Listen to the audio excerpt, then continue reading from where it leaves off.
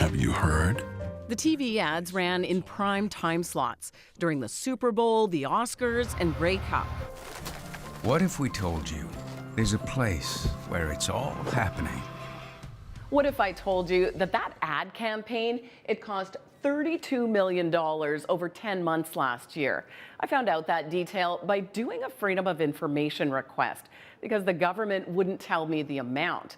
CBC News had already done an earlier request and found that the first part of the campaign, it cost another $8 million. Mostly it was spent in 2023, bringing the total of the whole campaign to $40 million. It's outrageous to waste $40 million on what is essentially a puff piece, an ad campaign to advertise themselves and, pat themselves on the back. And the ads ran as talk was heating up about a potential early election.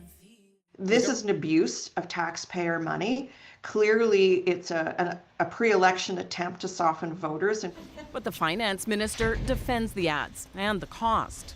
I'm never going to apologize for promoting Ontario to all Ontarians. The Auditor General has in the past criticized ad campaigns by the PC government.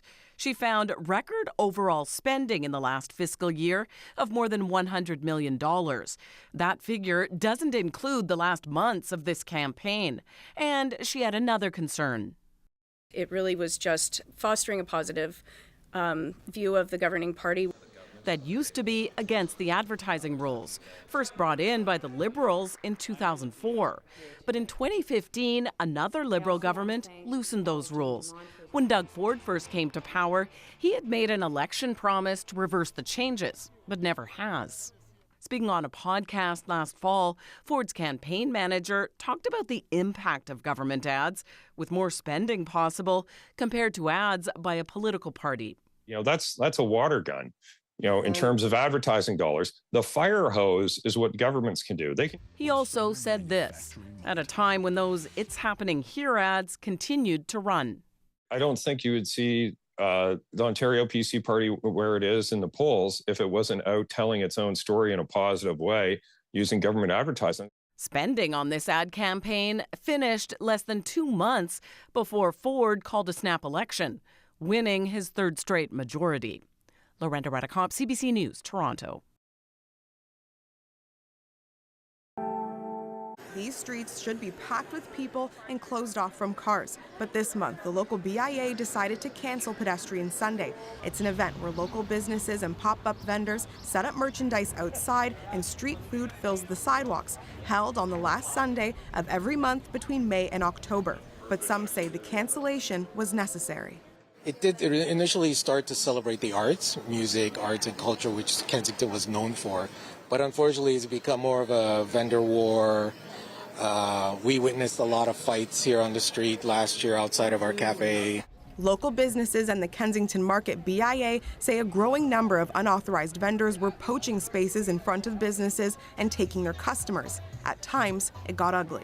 Vendors throwing each other's tables around, people sleeping over the night before to claim a spot. It got really aggressive. They come, unauthorized people, and more people come, and more people come, and more people, and then never stops. They don't respect nothing, they don't respect boundaries, and they can do whatever they want. In a statement, the BIA says there have also been instances of unregulated food sales and unauthorized substances being sold, raising health, safety, and legal concerns. These issues pose liability risks and create unfair competition for local levy-paying businesses. Disappointment is settling in. I think it's a real shame because it brings in tons of tourists and locals as well. I come to it all the time. So I've spoken with a lot of people in the community, and people are upset. That kind of sucks. I was a bit hoping that it was going to be a pedestrian Sunday because I brought my toddler on his bike, and I was hoping we'd be able to go out on the streets and not worry about squeezing ourselves onto the sidewalks with everyone else.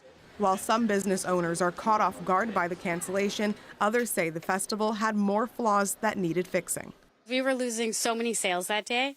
It was horrible. They were closing our street, but literally putting a fence so people couldn't walk down our street.